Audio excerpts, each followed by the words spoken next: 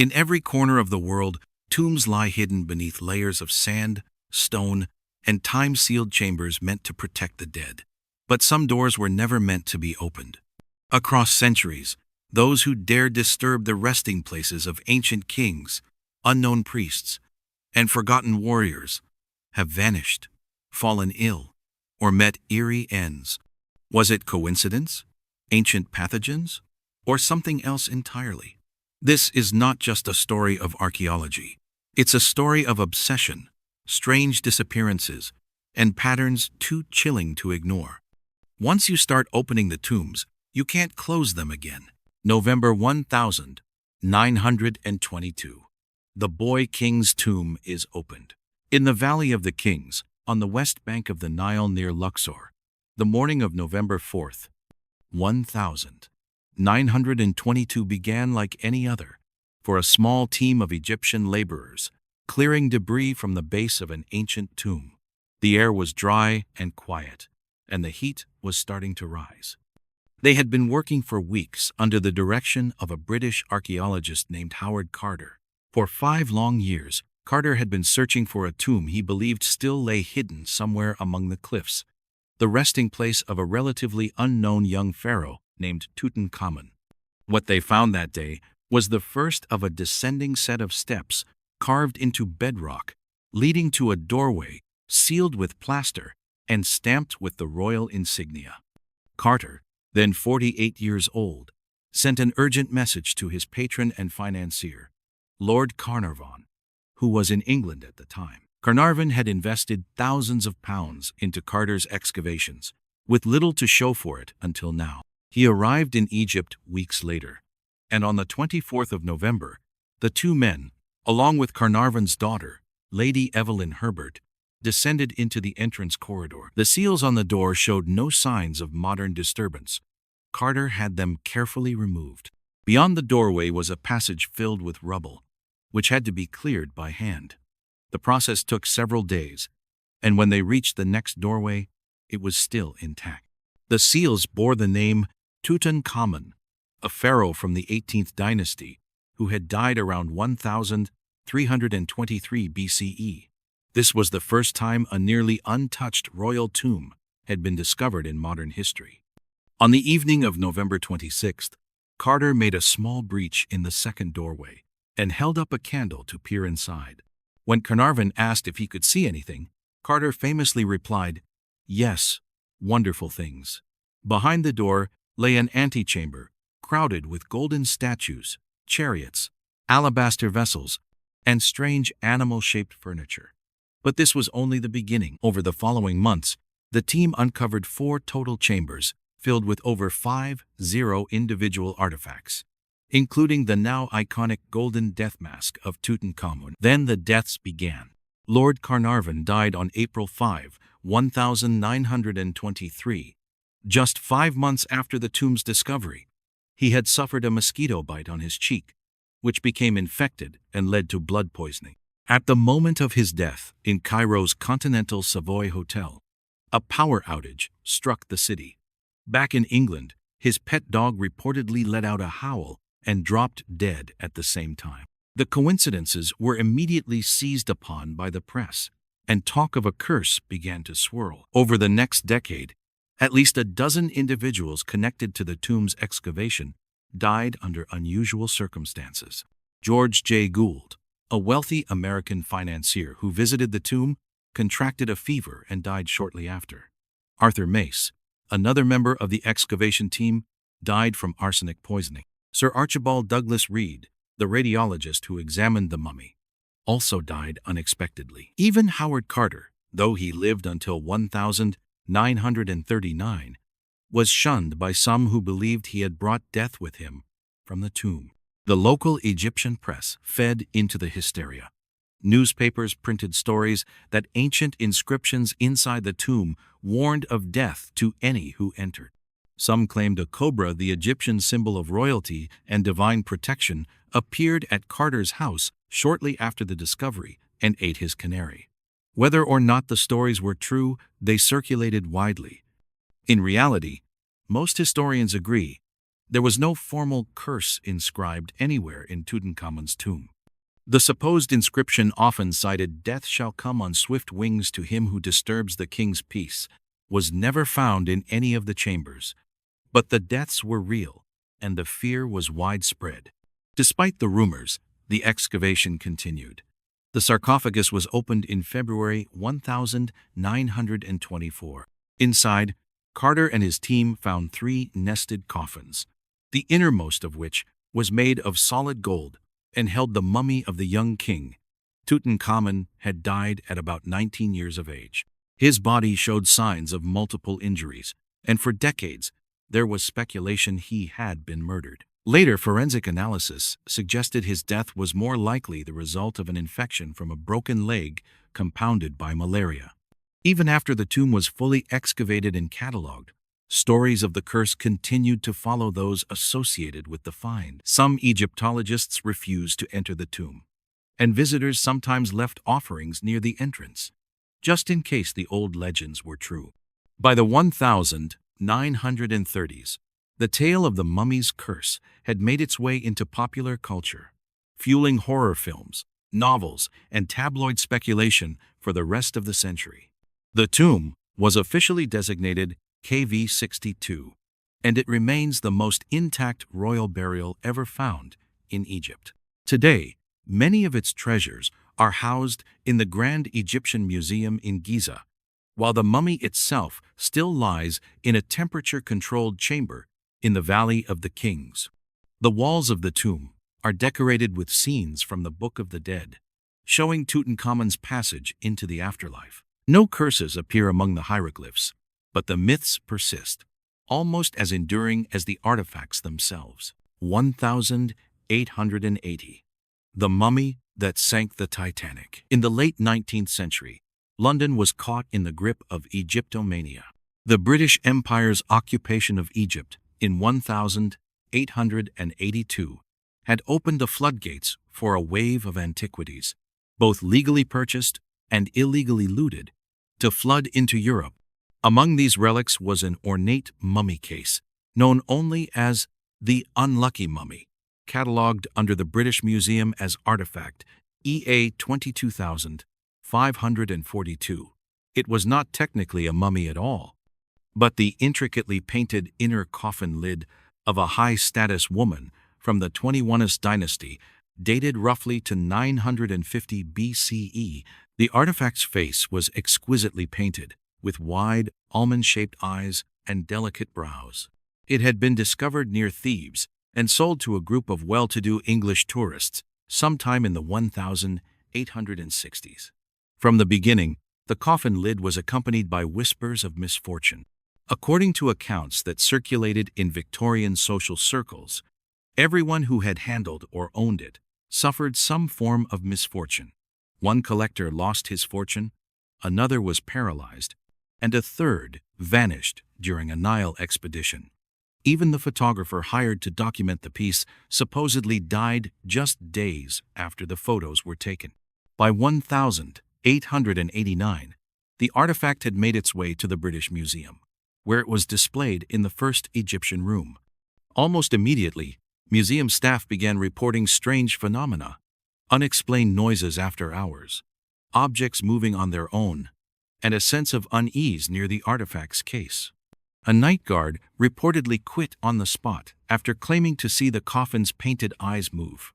Over time, the museum grew so concerned about the complaints that the lid was placed in storage, away from the public eye. What was once private gossip soon spilled into the press. British tabloids picked up the story of the cursed Egyptian priestess, inventing a colorful narrative about her tragic life and vengeful death.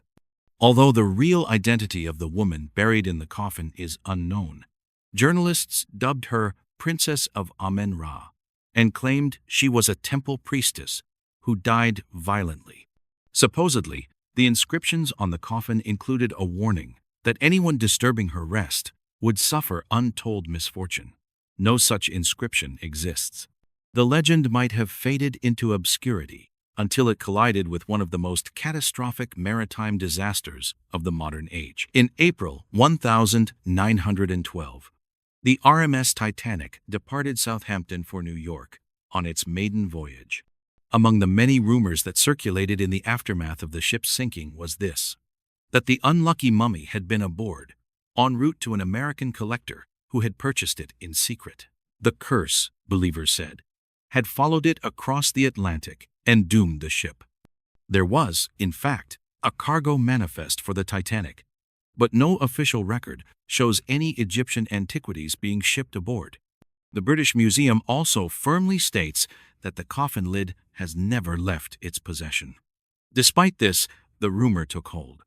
In one version, the mummy was hidden beneath a passenger's bed in first class. In another, it was smuggled aboard under a false name. Some claimed that the iceberg was just the beginning, and that passengers who handled the artifact before the voyage all died under strange circumstances. Fueling the hysteria was journalist William Thomas Stead, who was one of the Titanic's passengers. Before boarding, Stead had told a chilling tale at a dinner party of a mummy in the British Museum that cursed all who touched it. Stead did not survive the sinking. Afterward, survivors remembered his eerie story, and it blended with the growing public appetite for explanations that felt more mythic than mechanical. In the aftermath of the disaster, newspapers from New York to Cairo ran headlines linking the Titanic and the mummy. Some claimed a priest in Egypt had foretold disaster. Others said the ship was doomed the moment the artifact was loaded. And while these stories were never supported by evidence, they fed into a broader fascination with curses, ancient vengeance, and the idea that some relics carried with them more than just history. Over time, the unlucky mummy became one of the most requested artifacts in the British Museum, not because of its artistic merit, but because of the lore that clung to it. Today, it is displayed in Room 62, where its painted face still stares out through the glass, unblinking. Visitors pose for photos, leave offerings, and whisper their own versions of the tale. Museum staff quietly maintain that the artifact has caused no documented harm, but they also admit that overnight shifts in the Egyptian galleries are often avoided by new hires. What's most striking is how a single object, only a fragment of a larger burial, became the centerpiece of a story that spans decades, continents, and one of the greatest maritime tragedies in history. There is no curse inscribed on the wood, no record of her name, no proof she ever sailed on the Titanic. But the legend has endured for over a century, a reflection of how human imagination, superstition, and grief often converge at the edge of the unknown. Even now, when a museum visitor stands before the case and reads the modest plaque that identifies the artifact as EA 22,542, they may feel a strange weight in the room. Not because of the mummy's actual power, but because of the belief that sometimes the past doesn't stay buried. 1323 BCE. Death rituals and curses in ancient Egypt. In the year 1323 BCE, the body of a teenage pharaoh was sealed inside a tomb cut deep into the Valley of the Kings. His name was Tutankhamun, and though his reign had been brief and largely forgotten by his successors, his burial followed the full ritual traditions of ancient Egyptian royalty ceremonies, believed not only to honor the dead, but to shield the living from their wrath. Ancient Egyptian death rituals were elaborate, precise, and anchored in the belief that the deceased passed into an eternal afterlife. But this passage was not automatic. The dead had to be protected, their spirits nourished, and most importantly, left undisturbed. From the New Kingdom period onward, tombs were designed to act as both sanctuaries and fortresses. The walls were lined with spells from the Book of the Dead, designed to help the soul navigate the perilous journey through the underworld. Mummification itself was only the beginning. The body was drained, embalmed, wrapped in linen, and surrounded by protective amulets. The priests would recite incantations as they placed charms over the chest, under the tongue, between the fingers. Every gesture was deliberate. To skip even a single step risked leaving the deceased vulnerable and, worse, angry. The rituals did not end with burial. Tombs were stocked with food, drink, furniture, and servants, often in the form of carved ushabti figurines. So the dead would not want for anything in the next world. And still, priests would return periodically to re-perform blessings, even years later, to renew the protective power of the grave. But protection was a two-way street.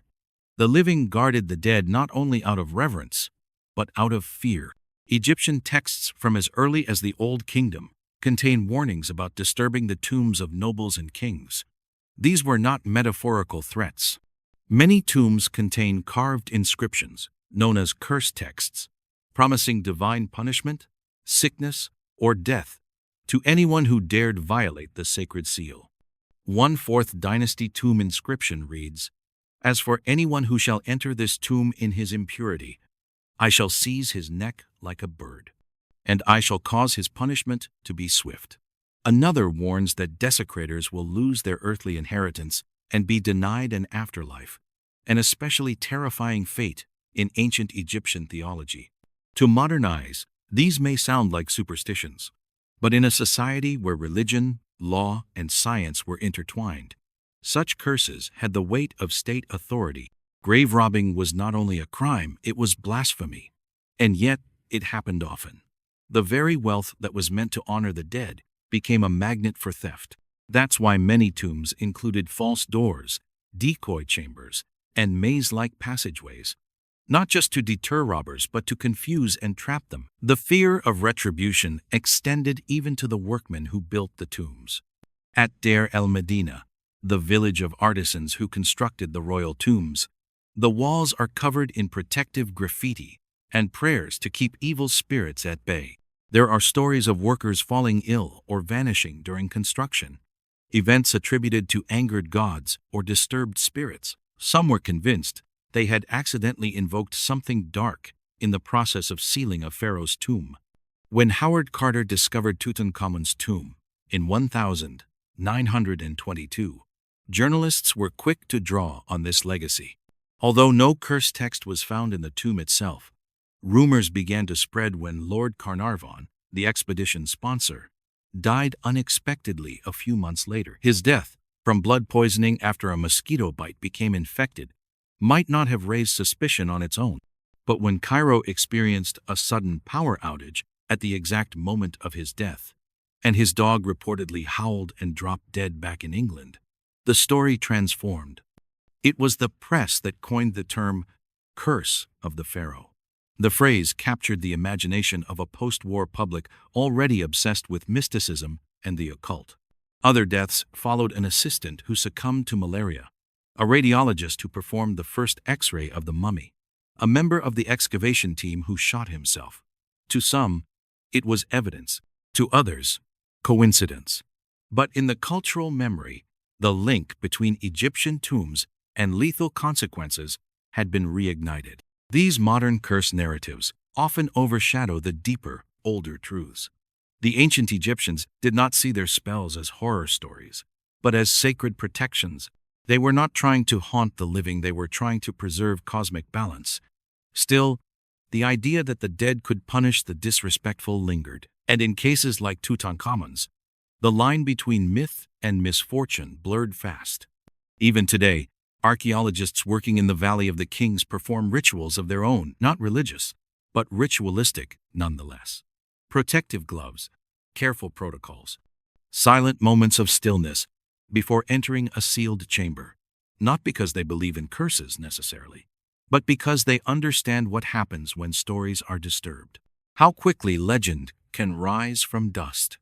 How deeply human beings want to believe that the past remembers. The tombs of Egypt may be stone and silence now, but for thousands of years they were repositories of belief, power, and fear. And as long as the names of the pharaohs remain carved in those walls, the threat of the ancient curse, real or not, remains part of their legacy. 1907. The deadly tomb of Yuya and Chuyu. In the winter of 1907, long before the discovery of Tutankhamun's resting place captured the world's attention, another royal tomb was unearthed in Egypt's Valley of the Kings. It belonged to Yuya and Chuyu, high-ranking nobles of the 18th dynasty, and the great-grandparents of Tutankhamun himself. Their burial chamber, remarkably intact, would become one of the most significant archaeological finds of its time. But it was also remembered for something else: the unsettling series of misfortunes that followed its opening. The excavation was led by British archaeologist Theodore M. Davis and his assistant, Edward Ayrton. Working under official license from the Egyptian Antiquities Service, they had already found several minor tombs. But what they uncovered in Tomb K46 was exceptional. Unlike many tombs that had been plundered in antiquity, this one was sealed, undisturbed, and filled with treasures. Inside, Yuya and Chuyu's mummies lay in large wooden sarcophagi, nested within layers of gilded coffins. Their faces, eerily well-preserved, stared out beneath golden masks. Around them were chariots, canopic jars, alabaster vessels, and richly ornamented furniture. The craftsmanship was exquisite, the symbolism unmistakable. These were individuals of immense wealth and importance, advisors to Pharaoh Amenhotep III, and in-laws to Queen Tiye, one of the most influential women in Egyptian history. The excavation, however, was not without difficulty. Almost immediately, several workers on the dig fell ill. Some developed high fevers. One collapsed in the tomb and was removed on a stretcher. Rumors spread quickly among the local Egyptian laborers that something sacred had been violated. Many refused to return to the site, convinced that a curse had been triggered. Within months, members of the excavation team began to report health issues. Edward Ayrton, the young assistant leading much of the on-site documentation, drowned under mysterious circumstances 2 years later, in 1914, while working on another dig. Theodore Davis himself fell into poor health not long after the tomb's opening and died in 1915. His final years were marked by paranoia and delusions, reportedly haunted by dreams of ancient voices warning him to stop disturbing the dead. While no formal curse was inscribed in Yuya and Chuyu's tomb, the symbolism found within was unmistakably funerary in nature. Protective spells lined the coffins and shrouds, invoking deities like Anubis and Osiris to guard the spirits of the dead and punish intruders. The ancient Egyptians may not have left a curse in bold letters, but their intent was clear. The tomb was not to be opened, not in this world. Even more unsettling was the condition of the mummies themselves. Yuya's body had been naturally preserved, his skin leathery but intact, with features still clearly distinguishable after more than 30 years. His eyes, though shrunken, still appeared to stare. Chuyu's face was similarly lifelike.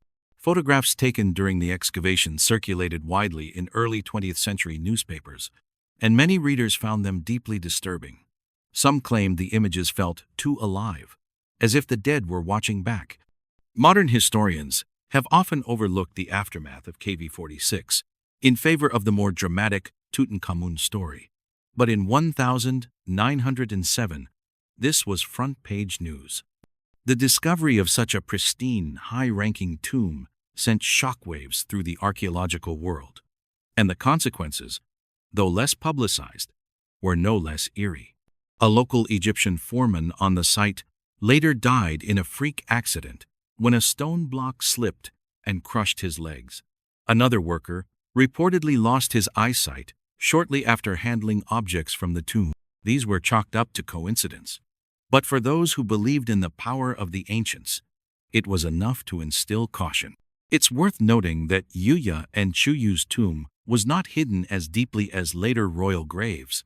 KV46 was relatively accessible, cut at a shallow angle into the valley wall, and yet it had escaped plunder for over 30 years. Some believe it was protected not by architecture, but by fear, perhaps rumors among ancient thieves that the occupants had powerful spiritual protection.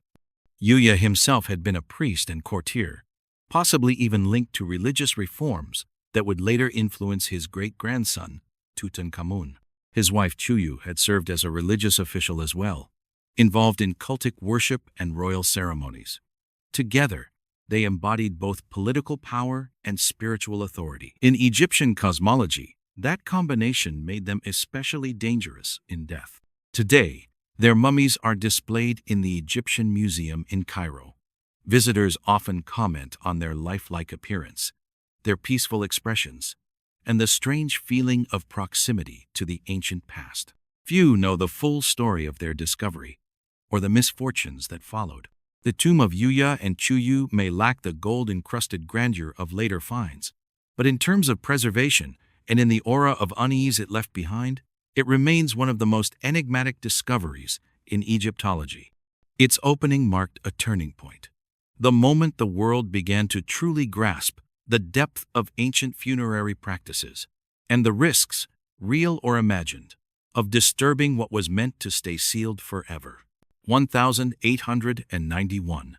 The Petrie Expedition and the Lost Temple. In the year 1891, archaeologist Flinders Petrie arrived in Egypt's Fayum region, southwest of Cairo, to lead an excavation that would become one of the most obscure and quietly unsettling episodes in the history of Egyptology. Petrie was already a respected figure in his field, known for bringing a scientific rigor to the study of antiquities. But even his meticulous documentation couldn't fully explain what his team would uncover in the sands near Hawara, a site long associated with the ancient labyrinth described by Herodotus. That labyrinth, once rumored to contain thousands of chambers, remained elusive. But what Petrie found instead was a buried structure with no name, no precedent, and no clear purpose. The excavation began in early March. Petrie and his workers cleared the surface layers of sand and debris, eventually revealing the remains of a temple complex annexed onto a much older foundation. Fragmented columns lay scattered across limestone flooring, their capitals decorated with motifs that suggested both Middle Kingdom and later Roman reuse. The orientation of the building and the remnants of wall reliefs hinted at a religious function, likely a sanctuary stripped of its sacred status during later centuries. In the southern quadrant of the site, Petrie's team uncovered two vertical shafts, cut deep into the limestone bedrock. Both were sealed with crumbling stone lids and debris. Almost immediately, workers assigned to the shafts began reporting symptoms. The air that rose from below was unnaturally warm and foul-smelling, even by the standards of the desert. Several laborers experienced dizziness, nausea, and headaches. One collapsed after just an hour of work near the second shaft and had to be removed from the site. A British assistant described the odor as a mix of rotting eggs and wet limestone sulfur and damp rot, clinging to the nostrils. Petrie, ever the empiricist, dismissed concerns of curses or hauntings. He chalked the symptoms up to poor ventilation, heat exhaustion, and local superstition. But on the seventh day, the lid over the second shaft gave way, revealing a hidden chamber cut directly into the bedrock. The passage downward was steep and claustrophobic. At the bottom, Petrie and a small team entered a narrow chamber, blackened by time and thick with moisture. The walls were lined with inscriptions, hieroglyphs, arranged not in the typical vertical columns or horizontal bands, but in spirals and overlapping clusters. The text defied conventional translation. Petrie's epigraphers noted the repetition of one phrase, written dozens of times across the walls: "Return not what was taken." At the center of the chamber stood a sealed sarcophagus made of dark basalt. It bore no cartouche, no depiction of gods, no hieratic script. The only marking was a faint symbol etched into the head of the lid, an open mouth, bisected by a diagonal line. No known funerary symbol matched it. The sarcophagus itself was crudely sealed with a black resin that had hardened unevenly. Despite growing unease among the staff, Petrie ordered the lid lifted. It took hours to construct a pulley system capable of raising the dense basalt slab. Inside lay a body wrapped in coarse, dark linen, thickened and stained with age. It was not the fine linen typical of high-status burials. There were no canopic jars, no protective amulets, no funerary texts. Around the figure's neck was a braided ring of dried plant matter, later identified as containing mandrake, a plant known for both its hallucinogenic and toxic properties. Soon after the tomb was opened, the team began experiencing troubling symptoms. One assistant who had leaned into the sarcophagus to sketch the contents developed conjunctivitis and blistering on his hands. Another reported recurring dreams of being crushed beneath stone. Petrie still resisted any mystical interpretation, suggesting the chamber's poor air quality or exposure to unknown mold might be to blame. Nevertheless, he began rotating workers out more frequently and limited direct contact with the sarcophagus. After documenting and photographing the site, the artifacts, including the body, were transported to Cairo for further study. But a wave of misfortune followed. A photographer assigned to develop the images died in a sudden lab fire. A French academic analyzing the botanical materials slipped into a coma after suffering a seizure. A sealed crate containing items catalogued from the tomb disappeared entirely from the museum's archives and was never located. By August, rumors of a curse were circulating. Though the Egyptian Antiquities Authority found no official wrongdoing, Petrie privately requested the second shaft be sealed and avoided in future excavations. In his personal notes, he referred to the chamber as ritually sealed, not merely hidden. He made no further attempts to return to the site. Decades later, modern researchers examined the materials again. The cloth wrappings were found to contain spores from a now rare fungal species known to cause severe respiratory symptoms in enclosed spaces.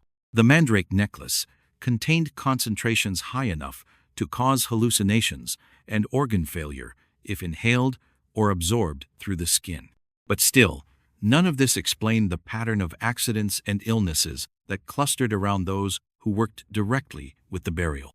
The Hawara tomb remains sealed in museum storage, untouched and unexplained. Unlike Tutankhamun's legend, Petrie's find faded into silence. No one cracked the symbol's meaning. No one has revisited the second shaft. Whatever was buried there remains undisturbed and perhaps for good reason. 1930s. The curse of the Uluburun shipwreck. In the early 1930s, rumors began to circulate among sponge divers off the coast of southern Turkey. Near the small town of Kaş, fishermen spoke of strange sightings below the waterline. Odd metallic shapes buried deep beneath layers of sand and coral.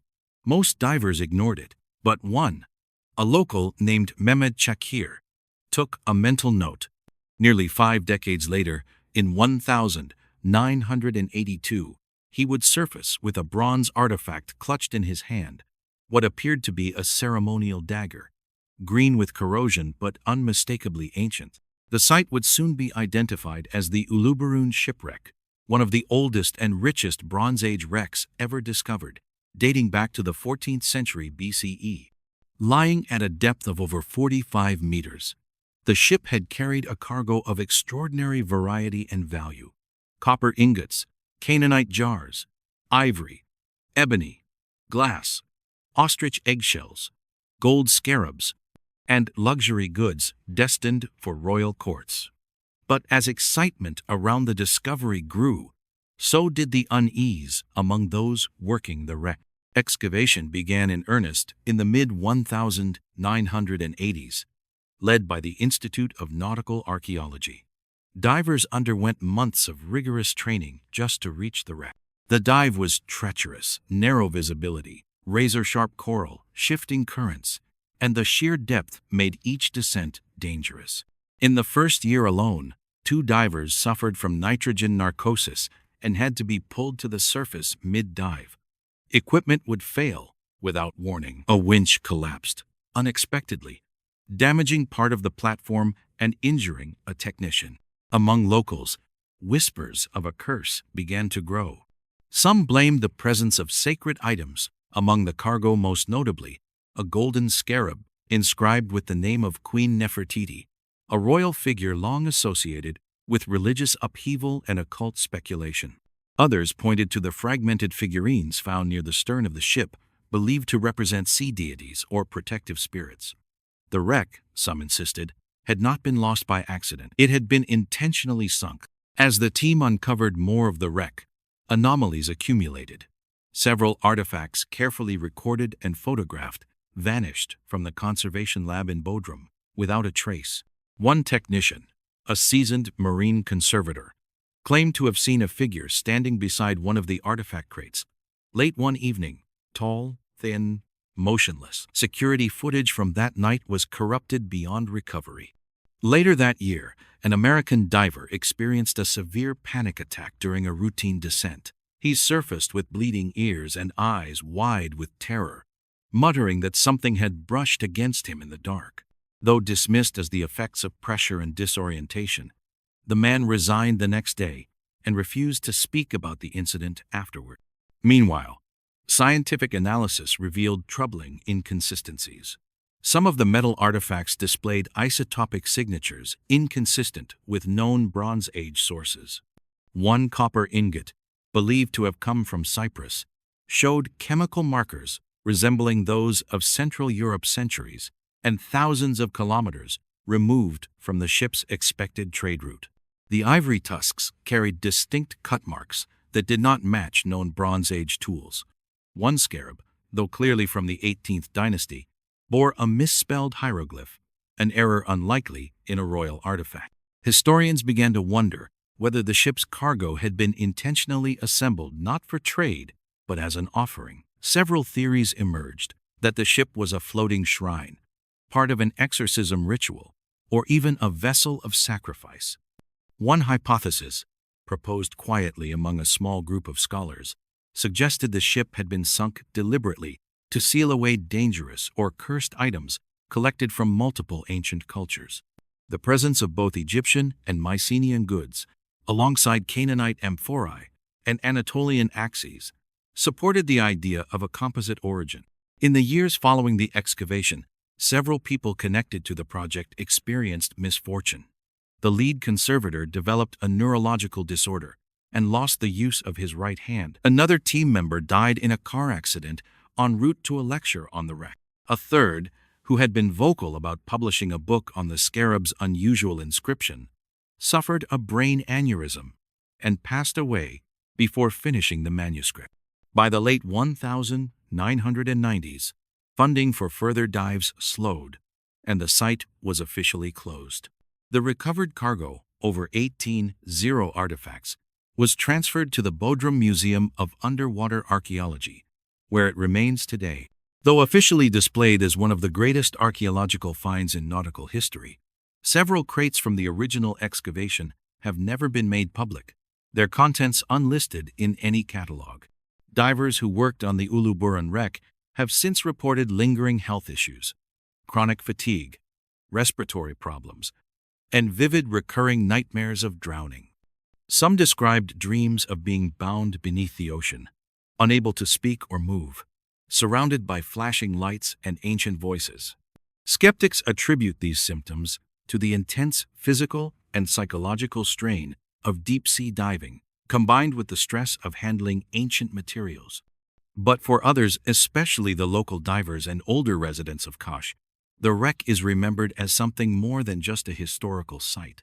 It is spoken of as a warning, a place not meant to be disturbed. The Uluburun wreck remains buried in silt, untouched since its rediscovery. No further dives are planned. Some artifacts vanished. The scarab inscribed with Nefertiti's name hasn't been seen since the 1990s.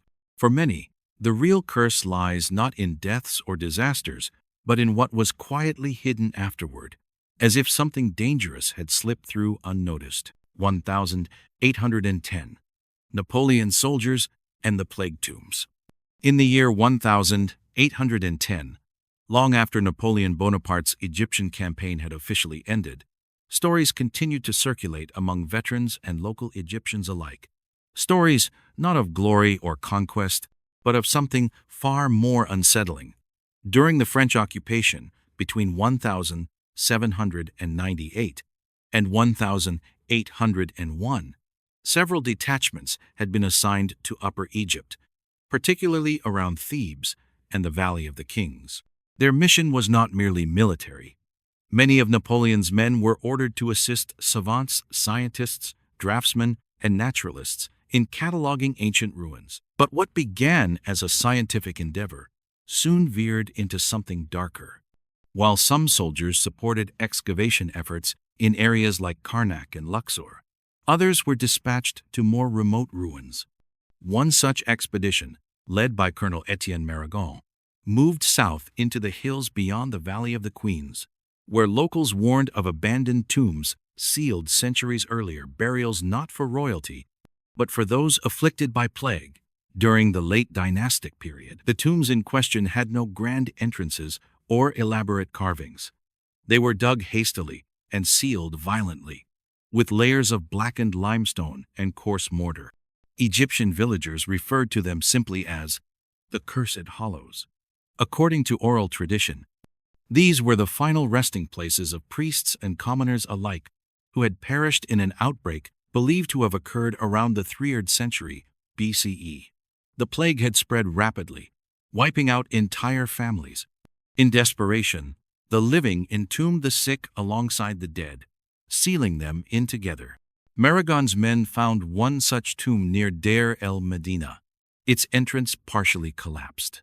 Despite the warnings, the soldiers pried it open, hoping to find gold or antiquities worth looting. What they uncovered was a narrow passage, choked with the desiccated remains of dozens, perhaps hundreds, of individuals. The walls bore erratic inscriptions, not in fine hieroglyphs, but rough, hastily scratched demotic script. Most of the phrases translated to invocations or desperate prayers for protection. One repeated phrase was scrawled again and again: "Do not touch the breathless." Within hours of entering, several soldiers began to feel ill. At first, it was dismissed as heat exhaustion, but the symptoms rapidly worsened: fever, delirium, vomiting. 2 men collapsed on the 2nd day and were dead by the 3rd. Their bodies turned mottled, their skin darkened with livid blotches. Fearing an outbreak, Marigon ordered the tomb resealed and moved his unit north to rejoin the main force. By the time they reached Luxor, 6 more were sick. French medics, unfamiliar with the symptoms, assumed it was dysentery or cholera. But the pattern of decay, the rapid transmission, and the grotesque swelling seen in some cases bore closer resemblance to bubonic plague. There were whispers among the camp doctors, most of whom refused to treat the affected soldiers directly. Despite efforts to contain the illness, 20 men died over the following weeks. Some were buried hastily in the desert. Others were left where they fell, their tents burned after death. A surviving officer later recorded in his journal that a black wind seemed to follow us from the tombs. Our food rotted quickly. The smell clung to everything. The French campaign ended in 1801, but the story didn't. In 1810, during Napoleon's review of his returning veterans and scholars, several members of the Egyptian Scientific Commission presented strange notes about that particular expedition. One savant, a geologist named Henri Delance, had continued to research the tombs long after returning to France. He became obsessed with accounts of ancient Egyptian diseases and their burial practices. His final paper, published anonymously in a medical journal, speculated that the tomb near Deir el-Medina might have been a deliberate plague containment vault, what he termed a necrotic quarantine chamber. Delance died shortly after its publication. Some said suicide, others whispered it was illness. His notes, seized by the state under the pretense of national security, were never released to the public. Further attempts to find the tomb again failed.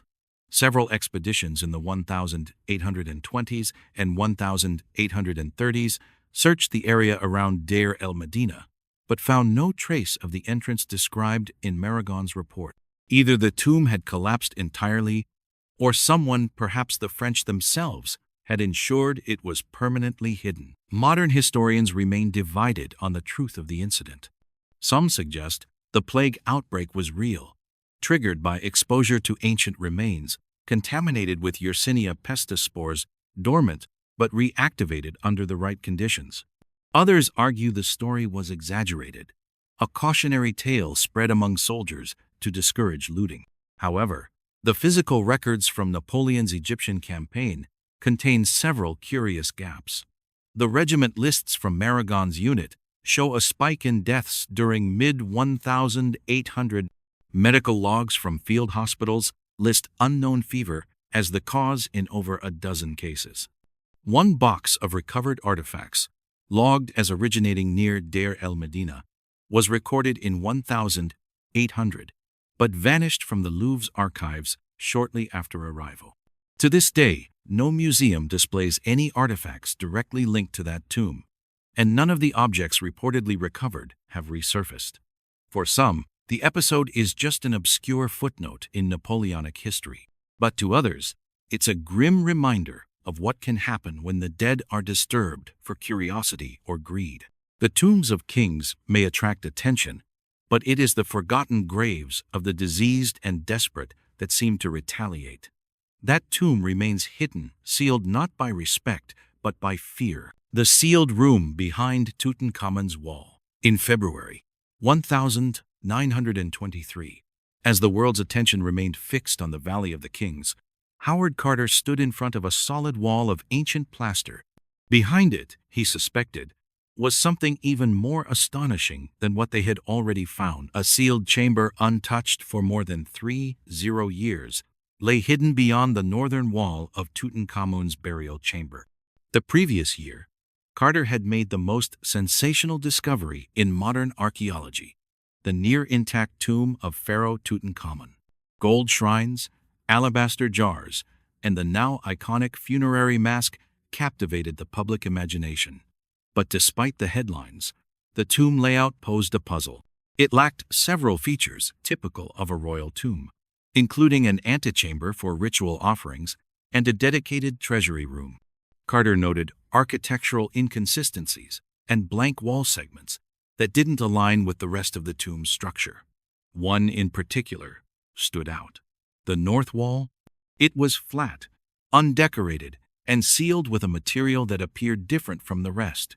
Carter believed it concealed a secondary chamber, but under pressure from Egyptian authorities and overwhelmed by the inventory and preservation demands of the primary tomb, Carter delayed further exploration.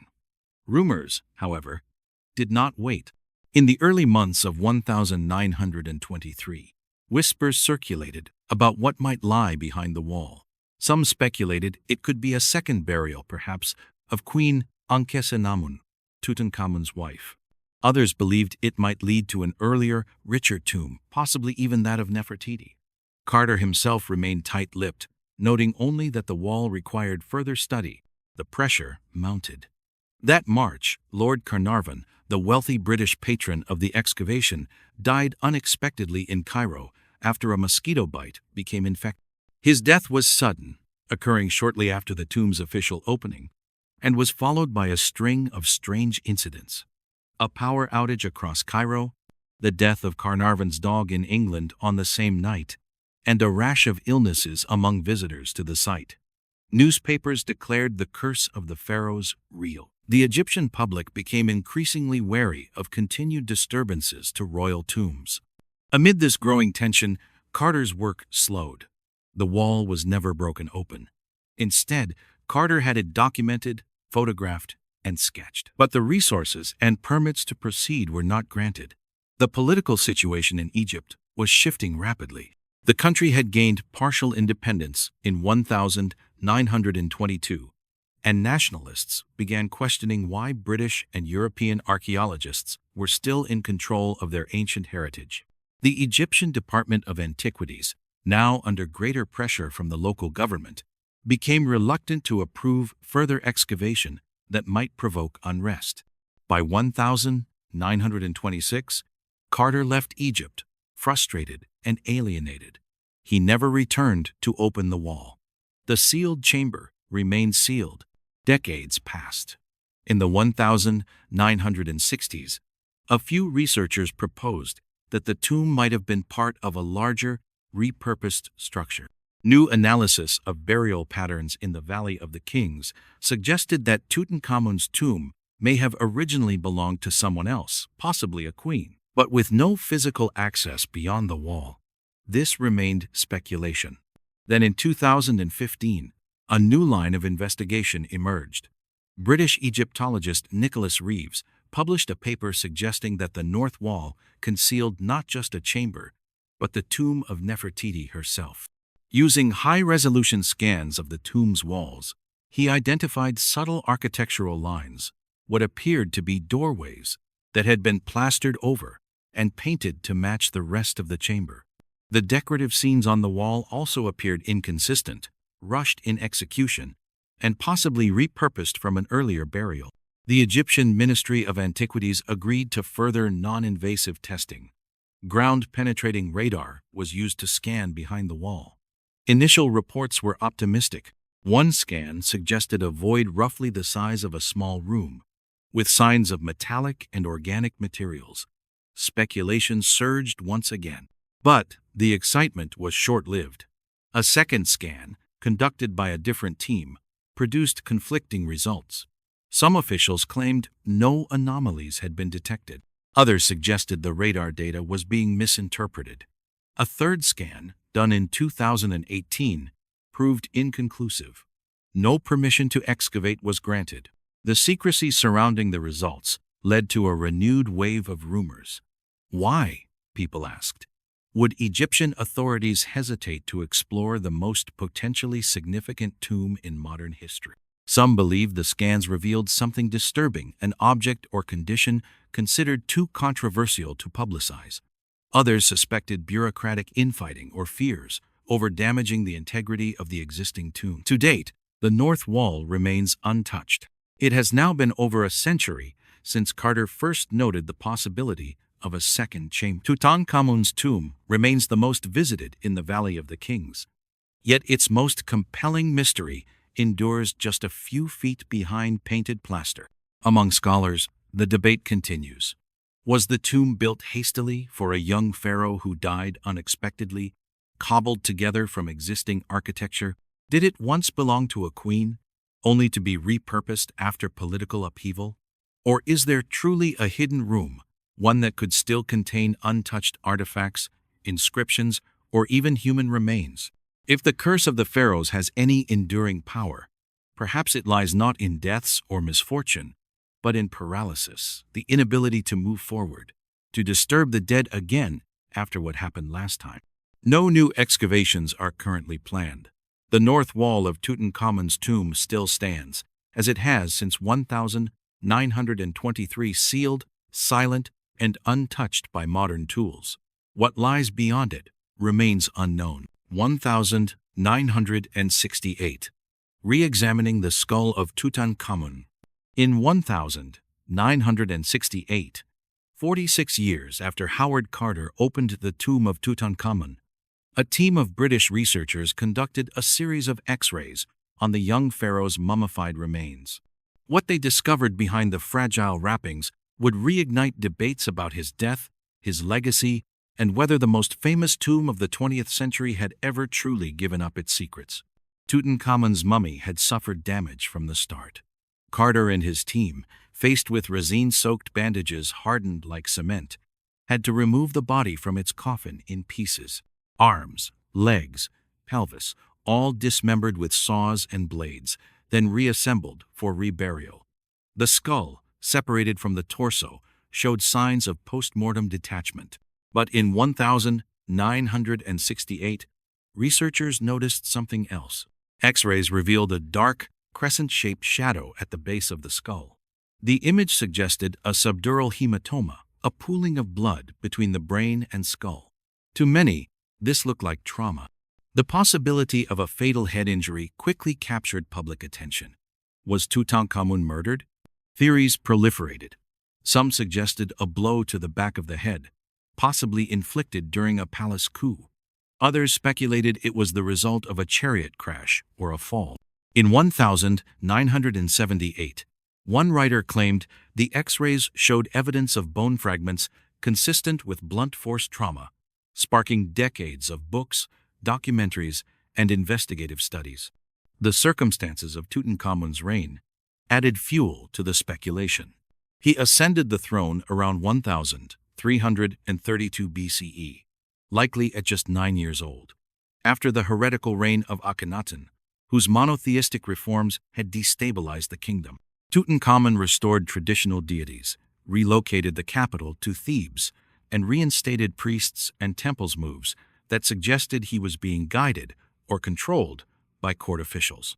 By the time he died at around 18 or 19, Egypt was still recovering. His death brought his brief dynasty to an end, and his name vanished from official records until Carter uncovered it centuries later. If foul play had ended his reign, who would have stood to benefit? Theories pointed to a high official who succeeded him, and to Horemheb, the general who later became pharaoh. Both had access, motive, and opportunity. Yet physical evidence remained elusive. The 1,968 X-rays were limited by the technology of the time. The skull shadow might have been an artifact of imaging, not a sign of violence. Still, no better scans existed until 2005. That year, Egyptian authorities authorized the first CT scan of Tutankhamun's mummy. Over 1,700 cross-sectional images were produced. The new data revealed a different picture. The skull showed no signs of a lethal blow. There was no evidence of healing around the area, no clear fracture consistent with a killing strike. Instead, researchers discovered a fracture in the left femur and signs of severe infection, possibly malaria. The new theory was sobering. Rather than a dramatic assassination, Tutankhamun may have died from a broken leg, complicated by illness and a compromised immune system. He was also likely physically disabled. His spine showed signs of scoliosis. His foot bones were deformed. More than 100 walking sticks were buried with him, not symbols of authority, but daily necessities. These findings made the murder theory seem less likely. And yet, not everyone was convinced. Some experts questioned the leg fracture, pointing out that Carter's team may have damaged the bones during the chaotic unwrapping process. Others argued that even if malaria contributed to his death, it did not explain the elaborate burial and the apparent haste of the tomb's completion. The mystery deepened rather than resolved. Further complicating matters was the condition of the mummy itself. After Carter removed it, the body was exposed to air and light for months before reburial, causing it to dry, shrink, and decay further. Resin had fused the skin and bones to the coffin. In separating it, Carter's team broke the mummy into dozens of parts. The CT scans revealed the extent of the damage. Ribs were missing, the sternum gone, the pelvis shattered. Was it mishandling or evidence of ancient desecration? Some scholars returned to an older idea, that Tutankhamun's mummy had been deliberately sabotaged in antiquity. Royal mummies were occasionally defiled as acts of political vengeance. The missing sternum, for instance, was a rare and suspicious absence. Others pointed to the rushed embalming process, unusual amounts of resin, poorly executed wrapping, as a sign that his death had caught the embalmers unprepared. And yet, the bigger mystery remained untouched. Why was the young pharaoh buried in a modest tomb not built for him? Why did his name vanish from official records for centuries? And why, after decades of modern analysis, does his cause of death still provoke debate? For many, the 1,968 X-rays marked the beginning of Tutankhamun's second life, not as a forgotten pharaoh, but as a global figure of speculation and mythology. His remains, battered and fragmented, have become a symbol not just of ancient grandeur, but of modern fascination. His tomb may have escaped the looters of antiquity, but it has not escaped the intrusive gaze of those who follow. Today, Tutankhamun's body lies in a climate-controlled case within his tomb in the Valley of the Kings. The questions surrounding his death persist. CT scans, DNA analysis, and forensic modeling have offered answers but never closure. For some, the real curse was never on those who opened the tomb. It rests on the boy who lies inside it. Excavated, dissected, scanned, and debated, never left to rest. 1912. The Tomb of the Silver Priest. In 1912, near the village of El Berchet on the east bank of the Nile, archaeologists uncovered what they believed was a modest Middle Kingdom tomb cut into the limestone cliffs. The site, part of the larger necropolis of Deir el-Bersha, had been used for centuries to bury high-ranking officials of ancient Hermopolis. But what lay behind the crumbling entrance of this particular chamber would soon earn it an ominous title among those who knew the story: the Tomb of the Silver Priest. At first, there was little to indicate anything unusual. The burial shaft was steep and filled with rubble. The air inside was stale and suffocating, heavy with limestone dust. Workers began clearing the shaft, revealing an undecorated chamber plain, save for a single limestone sarcophagus and scattered fragments of pottery. Then they found the silver. Buried beneath a thin layer of debris was a mask, delicate, gleaming, and eerily preserved. It was molded to the contours of a human face, but unlike the gilded burial masks more commonly associated with pharaohs and nobility, this one was made entirely of silver, a rarity in Egyptian funerary practice. The metal had not oxidized completely. Despite its age, the mask still reflected the flicker of torchlight. More items followed: rings, amulets, and a ceremonial headdress, each crafted with unusual precision, each formed from silver or inlaid with lapis, obsidian, and turquoise. On one ring was the faint cartouche of a priest whose name had long been lost to time, a man whose titles included Overseer of Secrets and He Who Speaks for the Dead. The tomb, it seemed, had not belonged to a prince or a nobleman, but to a powerful ritual figure, one charged with temple rites and funerary mysteries. As the team documented the items, rumors began to circulate among the local workers. They spoke of unnatural cold inside the chamber, of tools failing, of shadows that flickered where no torch was lit. One night, a foreman was found unconscious near the shaft. He had fallen, though the floor was flat and even. When he came to, he muttered about a voice in the dark, something chanting from beneath the earth. Work halted for several days, but pressure from the excavation sponsors forced the team to continue. Shortly afterward, the expedition's lead archaeologist, Dr. William Radcliffe, a rising star in British Egyptology, developed a sudden and aggressive infection. What began as a fever became full-body tremors. Within 72 hours, he was dead. His notes, scribbled in the final days of the dig, were erratic. He mentioned a presence behind the mask and claimed that the tomb had been buried not as a resting place, but as a prison. The tomb was resealed shortly after. Officially, it was due to structural instability. Unofficially, the local authorities requested it. They cited worker complaints, unexplained illnesses, and missing objects. One of the silver amulets, catalogued and photographed, vanished before it could be transported to Cairo. No arrests were made, and no further items from the tomb were ever publicly displayed. In the years that followed, stories surrounding the Silver Priest grew darker. A Belgian scholar who had written about the tomb in 1923 reportedly went mad, withdrawing from public life and destroying his own notes. A journalist who interviewed surviving workers in 1931 was later found drowned in the Nile, his notebook missing. By mid-century, the site had become a footnote in academic texts. Most records referred to it as a minor Middle Kingdom burial of uncertain attribution. The mask was said to have been sent to the Egyptian Museum in Cairo, but no silver funerary mask from that year appears in the museum's current inventory. Some now believe it never arrived. Silver itself was an anomaly in ancient Egyptian burials. It was rarer than gold, harder to refine, and more expensive to import. A mask made of silver, if it had religious significance, would have been deeply symbolic. Some Egyptologists have speculated that it was used to reflect the moon rather than the sun, and associated with funerary gods like Thoth or Osiris. Others suggest it represented purity for rites connected to the afterlife. But for many, the true significance of the mask lies in what it concealed.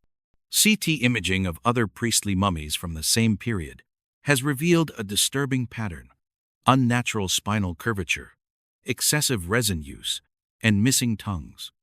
Whether these features were part of standard embalming practices or evidence of some forbidden ritual remains unclear.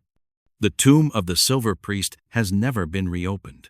Its exact location was not disclosed in excavation summaries, and in time the shaft became buried under rockfall and shifting sands. Even satellite imagery has failed to confirm its coordinates.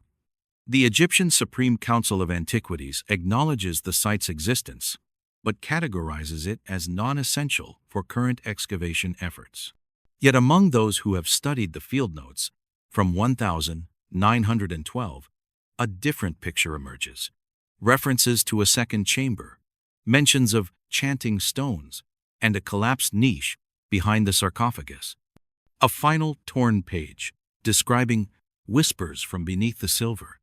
What began as a modest dig ended with a hasty withdrawal, a death, and decades of silence.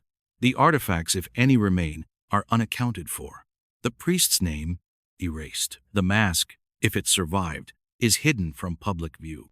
And beneath the hills of El Berché, the tomb still waits its entrance reburied, its occupant undisturbed, not sealed by time or reverence, but by something older, something never meant to be unearthed. 2007. The Black Coffin, unearthed at Saqqara. In the spring of 2007, a team of Egyptian archaeologists working near the stepped pyramid of Djoser in Saqqara made what seemed at first to be an exciting but standard discovery: a sealed burial shaft, untouched since antiquity, carved deep into the bedrock. Saqqara, one of the most archaeologically active sites in Egypt, had yielded dozens of tombs before, but this one was different. The shaft descended more than 30 feet. As the team cleared centuries of compacted rubble, they reached a narrow stone chamber. There was no wall painting, no offering table, just a single, massive coffin carved from black basalt, almost 8 feet long and weighing several tons. It had no inscriptions, no name, no markings of rank or religion, only the faint outline of a face on the lid, worn nearly smooth by time. Basalt was not a typical material for burials. Harder to quarry and carve than limestone or even granite, it was reserved for items of extreme importance: statues of gods, sacred altars, or ritual objects. For a coffin to be made entirely from basalt and sealed without any identifying script raised immediate questions. Who was buried here? And why had their name been erased? The team worked for days to lift the lid. When they finally cracked it open, a foul chemical stench burst out. Inside, they found the remains of a man, preserved in pitch-black resin, soaked and surrounded by a dark, tar-like substance that had hardened around the body. The skeleton was unusually intact, but the body had been tightly bound and submerged in this resinous material to a degree not seen in standard mummification. It seemed less like a burial and more like containment. Chemical analysis later confirmed that the resin used was not local. It had been imported at great expense, possibly from the Levant or southern Arabia, and it had been applied in quantities far beyond what was necessary for preservation. Whoever this man was, someone had gone to extraordinary lengths to bury him and keep him buried. The archaeologists found no amulets, no personal items, no papyrus scrolls. The coffin had been buried with deliberate anonymity, and yet the body had once belonged to someone of considerable means. The resin alone would have cost a fortune. Radiocarbon testing dated the burial to the late period, sometime between the 26th and 30th dynasties, a time of foreign invasions and religious upheaval. Then came the anomalies. Members of the excavation team began to fall ill. One suffered heat stroke, though the temperatures had been mild. Another developed a severe allergic reaction to an unknown irritant in the chamber. Equipment failed repeatedly, including high-resolution cameras and sample scanners. A portable generator short-circuited. One worker refused to re-enter the shaft entirely, saying he had felt watched. The discoveries stopped shortly after. Within weeks, the coffin was removed and taken to a secure conservation facility. It was never put on public display. The body, originally intended for CT scanning and DNA testing, was quietly transferred to a climate-controlled archive in Cairo. By the following year, mention of the find had all but vanished from mainstream archaeological reports. Unofficial accounts suggest that a set of incantations was discovered, etched faintly into the underside of the coffin lid, traced with some kind of red mineral pigment, perhaps ochre or hematite.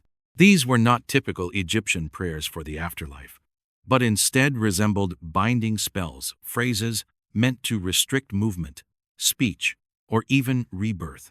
Translations were inconclusive, but a recurring phrase allegedly referred to the black mouth of the Duat, an ominous term for one of the gates to the Egyptian underworld. A French scholar who reviewed the photos privately described the coffin as a prison more than a tomb. She pointed out that while most mummies are placed in repose, this one was curled tightly, knees drawn to chest, arms crossed, as if forcibly folded. The wrapping style did not follow any documented funerary custom. The burial shaft itself was resealed in 2009 under the pretense of structural safety concern. Yet the surrounding tombs, including several nearby shafts dating to the same period, remained open to tourists and researchers. Only the shaft of the black coffin was cordoned off, patrolled at intervals by site staff, and no additional digs have been authorized in that area since. By 2013, internal reports confirmed what had long been suspected. The resine-covered body had begun to degrade in unpredictable ways. Cracks formed along the skull. The resin became more viscous under artificial lighting. A conservation technician allegedly reported a low hum when standing near the storage unit. These reports remain unverified, but the coffin was later moved to a deeper vault, its location undisclosed. To this day, the identity of the man remains unknown. No matching burial records exist. No inscriptions have been uncovered nearby. Theories range from the mundane, a disgraced priest buried in secret, to the more troubling, that the coffin held someone believed to be dangerous in death. An exile, a heretic, or even a ritual practitioner, whose powers were feared enough to warrant imprisonment after death. The black coffin, unearthed in Saqqara in 2007, was labeled a late-period burial. But after strange reports, the 2016 disappearance of museum records, and total silence from officials, few believe it. Some claim it was secretly reburied, hidden not for reverence, but out of fear of what might still be listening. 1400s. Europe's obsession with mummy powder. In the mid-1400s, as Renaissance Europe surged forward with new medical theories and aggressive exploration, a strange commodity began appearing in apothecaries and elite households alike: powdered human mummy. Known in Latin as mumia, the substance was imported in growing quantities from Egypt and the Levant. It was not some arcane curiosity, limited to the fringes of society. Physicians, nobles, and monarchs all consumed it. And despite its name, much of what passed for mummy powder was not actually ancient royalty, but rather embalmed corpses, sometimes looted from medieval graves or prepared specifically for export. The practice originated from a centuries-old misunderstanding. Arab medicinal texts from the Islamic Golden Age had praised mumia, a term referring to bitumen or mineral pitch used in traditional remedies. When European traders and scholars encountered this word, they associated it with the black, resinous material found on Egyptian mummies. By the 12th and 13th centuries, merchants began selling ground-up mummy flesh as a source of healing power, claiming it cured everything from headaches to internal bleeding. It was a mistake that endured for centuries. By 1400, the demand had skyrocketed. Apothecaries across France, Italy, and Germany stocked jars of mummy, sold by the ounce or dram. These weren't relics reserved for the elite. Middle-class patients purchased it alongside herbs and tinctures, while royal physicians prescribed it in doses. King Francis I of France reportedly carried a sachet of mummy powder at all times, believing it would save him from poisoning. In Venice, the trade became so profitable that tomb raiders organized regular shipments of fresh corpses.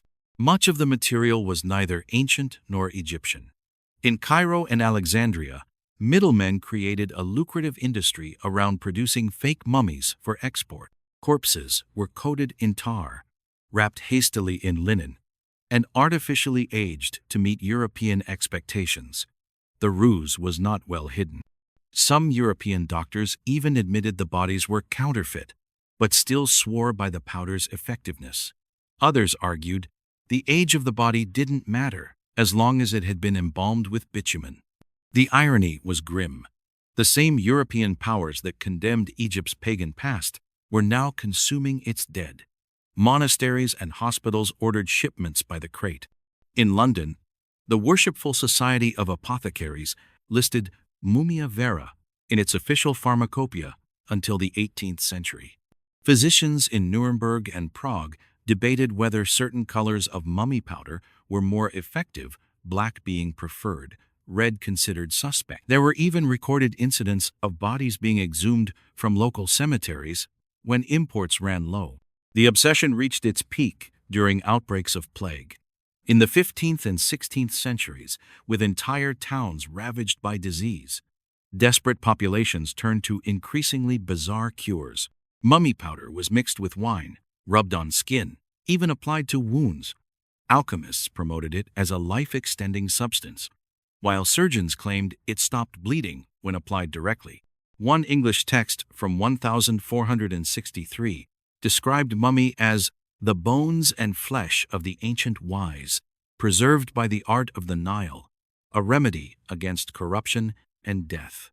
Not all voices agreed. The practice had vocal critics. Some physicians, especially those aligned with the more empirical traditions of Avicenna and Hippocrates, warned against using corpse-derived medicine. A few scholars even pointed out the likely confusion between pitch and flesh. But commercial demand and deeply held superstitions overrode these concerns.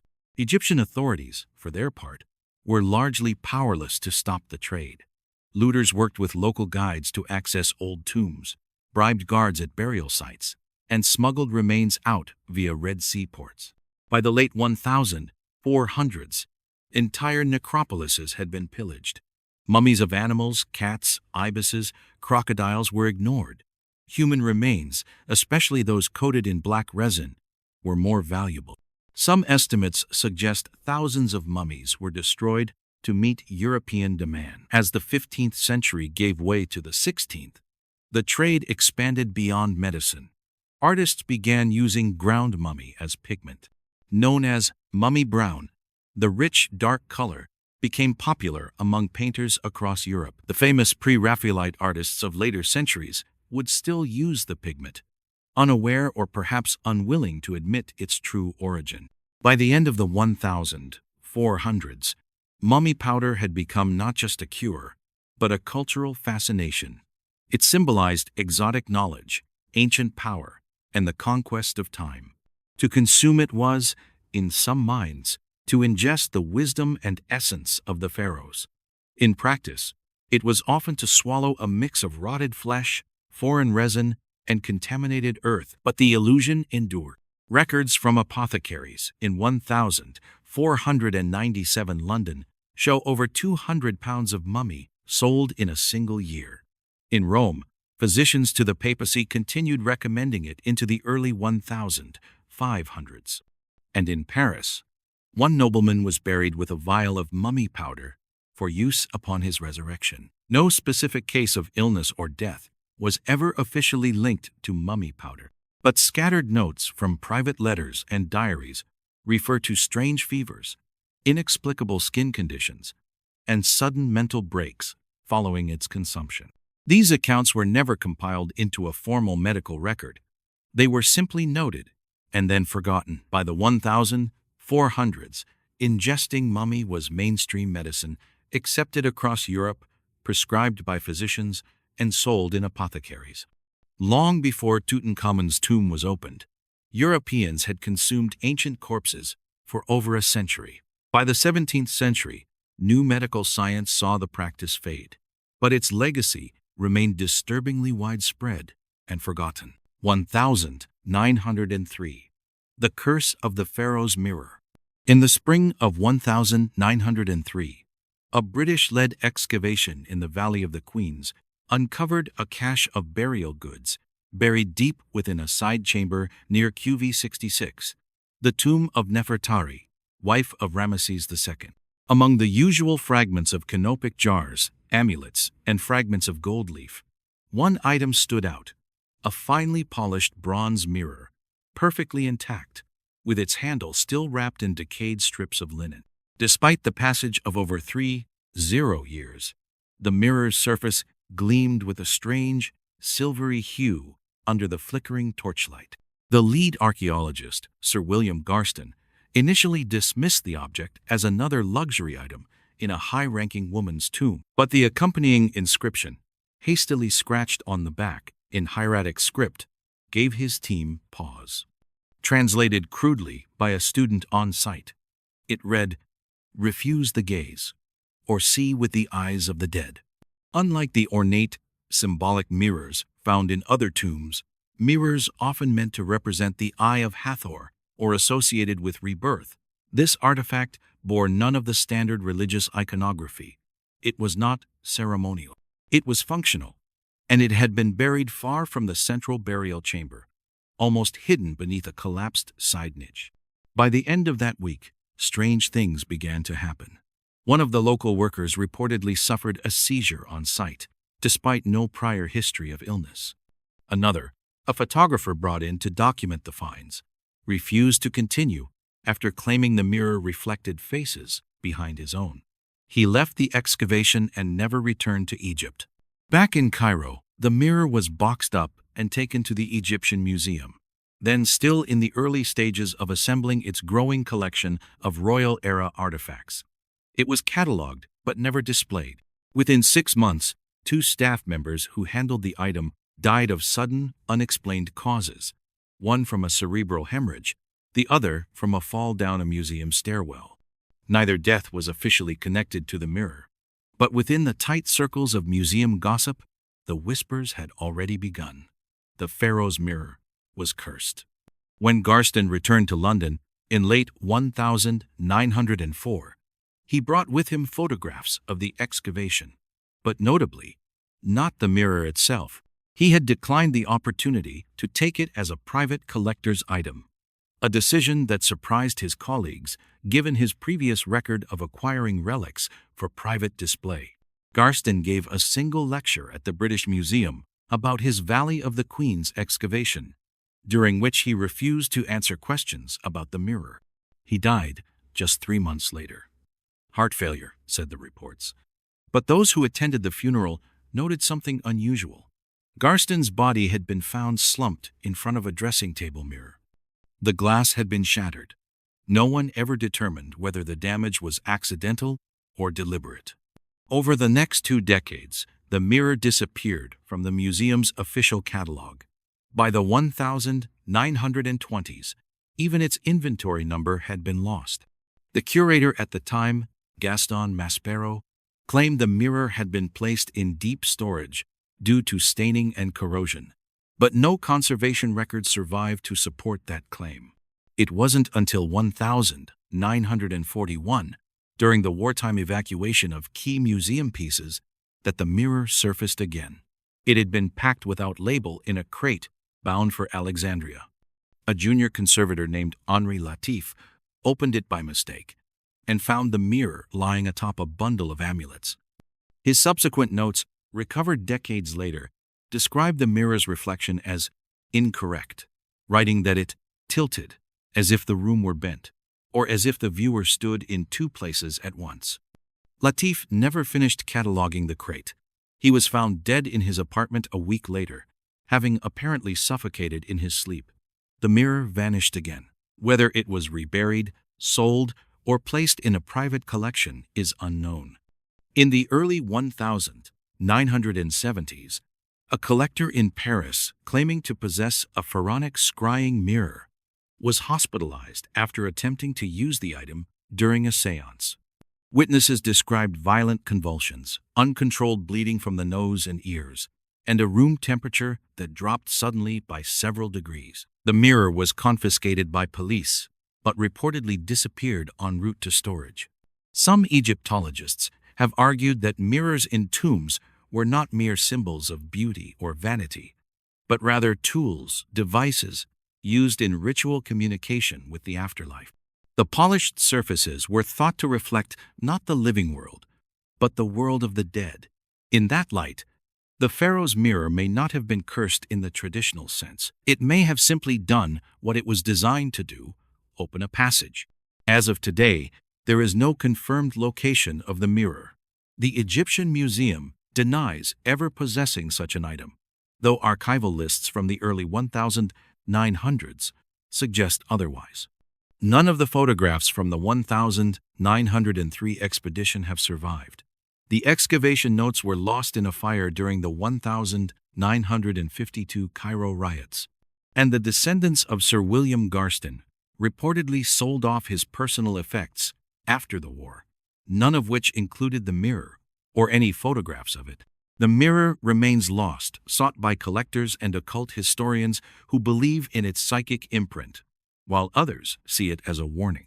Hidden in a mislabeled crate or sealed in a private collection, its reflection endures, untouched for decades, still waiting for someone brave or foolish enough to look into it. 1980s. The German collector who vanished. In the mid-1980s, a private collector, known only by the initials HK, began surfacing at international antiquities auctions. Based in Hamburg, HK was rumored to have an extensive collection of Egyptian funerary relics, many of which had never been officially catalogued by any museum or excavation. His acquisitions were untraceable, often purchased through private dealers in Geneva or transferred via intermediaries in Turkey and the Balkans. Unlike many collectors who sought public recognition, HK avoided press and publication. He never donated to museums. He never loaned his pieces to exhibitions. The only reason his name began appearing in whispers across the antiquities world was because of what he was buying. Not golden statues or amulets, but tomb goods, ritual bowls, scarabs, small statues, jars with human remains, and fragments of coffins scorched by unknown means. In one notable instance, he reportedly purchased a limestone panel covered in a rare type of demotic inscription from a shadowy cellar in Alexandria. No photographs of the object exist. Then came the Turin Conference of 1987, a gathering of Egyptologists from around the world. Among them was Dr. Ulrich Reinhardt, a respected German archaeologist who had privately consulted for Interpol on stolen artifacts. Reinhardt gave an off-the-record talk that year, warning of a private German archive of items that were never meant to be unearthed. Though he never named HK directly, his colleagues understood the implication. That same year, a fire broke out in an apartment building in Hamburg's Speicherstadt district. The blaze destroyed several upper floors. No official cause was ever released to the public, but what caught the attention of German authorities and later Egyptologists was the discovery of an illegal antiquities storage room in the cellar, charred but still partially intact. Among the ashes were wooden crates lined with gold foil, fragments of cartonnage, and a half-melted alabaster container still sealed with bitumen. No one came forward to claim the room. No arrests were made. But Reinhardt was found dead 10 days later in his Bonn apartment. The cause was ruled a stroke. Some of his colleagues didn't believe it. By 1989, HK had vanished. His last known transaction was a wire transfer to a private seller in Luxor. After that, nothing. His name stopped appearing in auction records. His Hamburg apartment was cleared by state officials. No relatives were located. What made HK's case particularly haunting wasn't just the sudden disappearance, but the pattern of loss that followed. In 1991, an assistant curator at the Berlin Egyptian Museum, who had privately catalogued photos believed to have come from HK's collection, died in a train derailment outside Dresden. In 1993, a Belgian antiquities broker, who had once acted as HK's intermediary, died in an unexplained gas leak. By the late 1990s, whispers of HK's curse circulated quietly among museum staff and auctioneers, though no one ever publicly acknowledged it. Most of the stories came from interns, night guards, or junior curators, people with just enough access to notice when something strange came in or quietly disappeared. One such account came from a British grad student working on a provenance project in 2001. She claimed that while reviewing a batch of objects delivered anonymously to the Petrie Museum, she found a funerary cone, an oblong clay marker, typically placed near tomb entrances, in Thebes with HK's initials scratched into its base. The museum never displayed the piece. It was shelved, then quietly removed. Another chilling clue surfaced in 2006. When a German Egyptologist reviewing declassified East German intelligence files found reference to a high-priority smuggling investigation from 1985, focused on a West German national in possession of anthropogenic ritual remains. The file included a black-and-white surveillance photo of a man loading crates onto a private boat at night near the Baltic Sea. The man's face was obscured. The file was never reopened. To this day, no one knows what happened to HK or where his collection ended up. Some believe he faked his death and relocated to South America, taking his artifacts with him. Others think the items were quietly absorbed into private European collections, sold off piece by piece under new identities. But the more superstitious, and they're not just amateurs, believe HK became the final victim of his own obsession. That one of the items he acquired was not just sacred or funerary, but something forbidden, a binding object, a vessel, perhaps, for something meant to stay buried. One former museum registrar, who asked to remain anonymous, said it best in a letter never meant for public release. We can trace the movement of gold, of art, of beauty, but we can't trace fear. And that's what he was collecting: fear, wrapped in linen, carved in stone. One day, someone will open a crate and find it still there. Today, in dusty storage rooms and forgotten archives, curators still occasionally come across unlabeled objects, items with no records, no acquisition files, and no known origin. Some go missing again before anyone can catalog them. Whether the curse of HK is real or just a chilling coincidence of fate, one thing is certain: his name still lingers, spoken rarely and only in private. And somewhere, perhaps on a shelf behind false walls or buried in an unmarked crypt, the relic that started it all still waits, patient and silent. Its last collector never came back. The lost labyrinth of Hawara, in the sands near the modern village of Hawara, in Egypt's Fayum region, once stood one of the most astonishing and confounding monuments of the ancient world, the Labyrinth of Hawara. Described in vivid detail by Herodotus in the 5th century BCE, the labyrinth was said to rival and even surpass the grandeur of the pyramids. According to his account, it contained 12 massive courts, all roofed and enclosed within a single monumental structure, and a network of underground chambers that no outsider had ever fully explored. The labyrinth was believed to have been built during the reign of Pharaoh Amenemhat III, who ruled during Egypt's 12th dynasty around 1850 BCE. Amenemhat was known for his ambitious building projects, including the Black Pyramid at Dashur and the now ruined pyramid at Hawara itself. The labyrinth stood beside this pyramid, possibly serving as a mortuary temple or ceremonial complex tied to his funerary cult. Some scholars have suggested it was meant to embody the cosmic order and architectural map of the universe, according to ancient Egyptian theology. What set the labyrinth apart was not just its scale, but the sheer complexity of its design. Herodotus, who visited centuries after its construction, claimed he was only shown the upper levels, and even that portion defied logic and geometry. He spoke of rooms upon rooms, corridors that turned back upon themselves, and doors that led nowhere.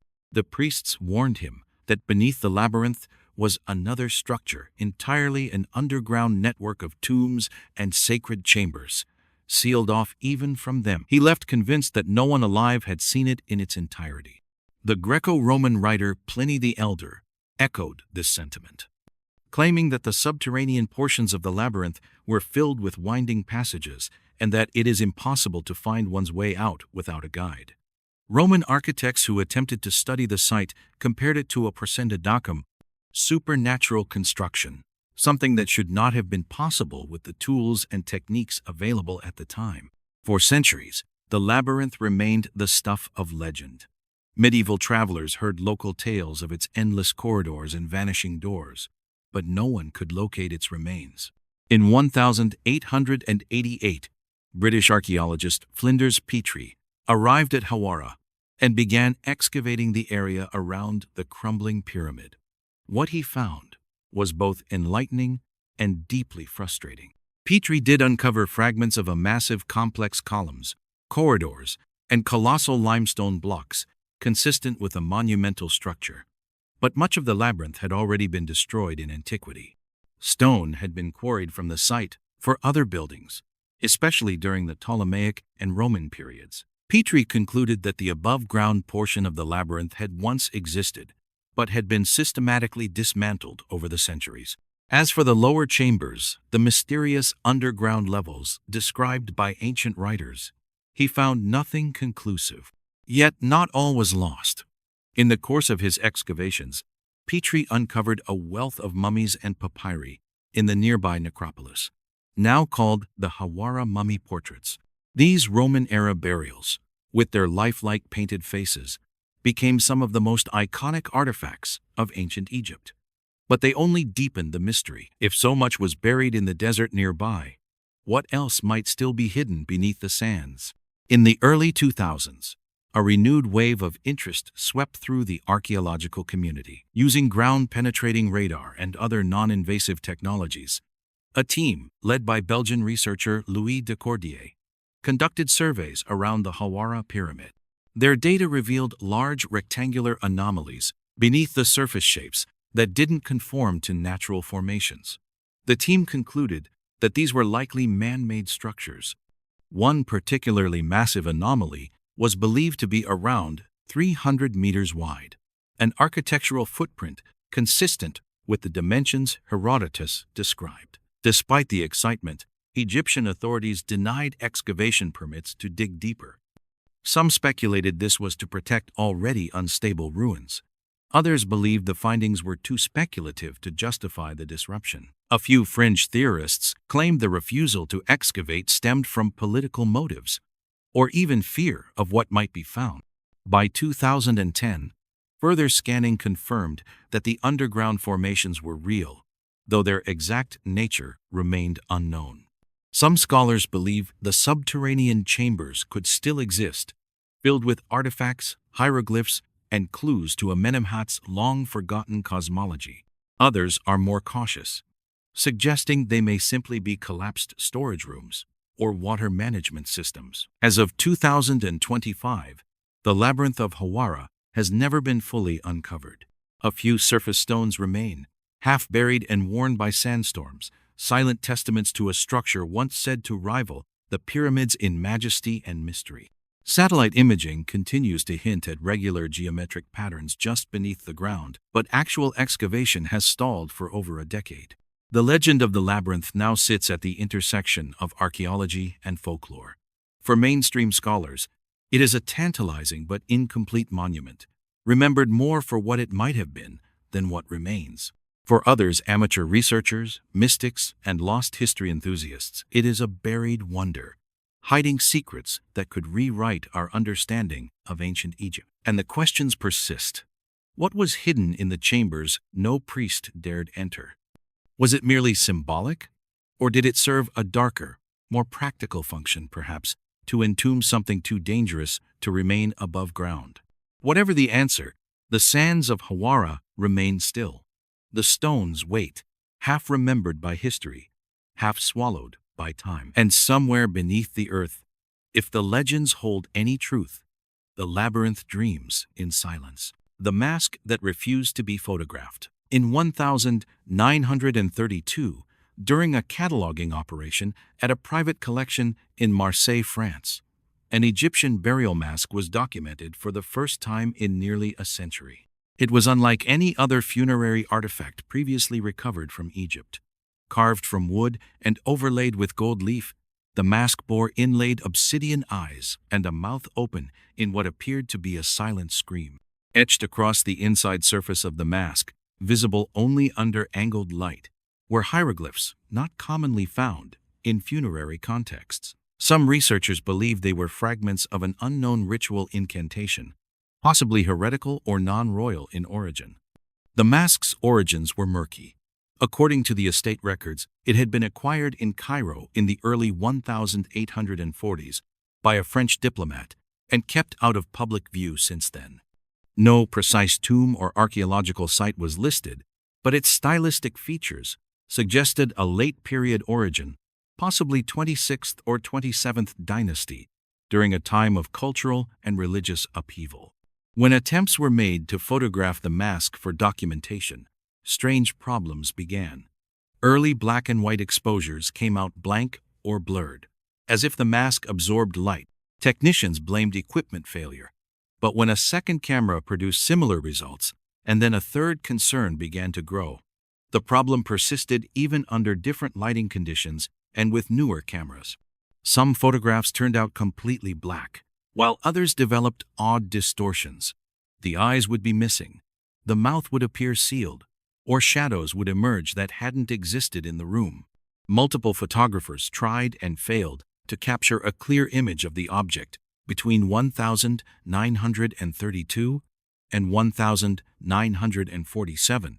Eventually, sketches were made by hand, and a handful of flawed prints, fuzzy, partially visible, were published in a short journal entry in 1949, simply titled Unusual Mask.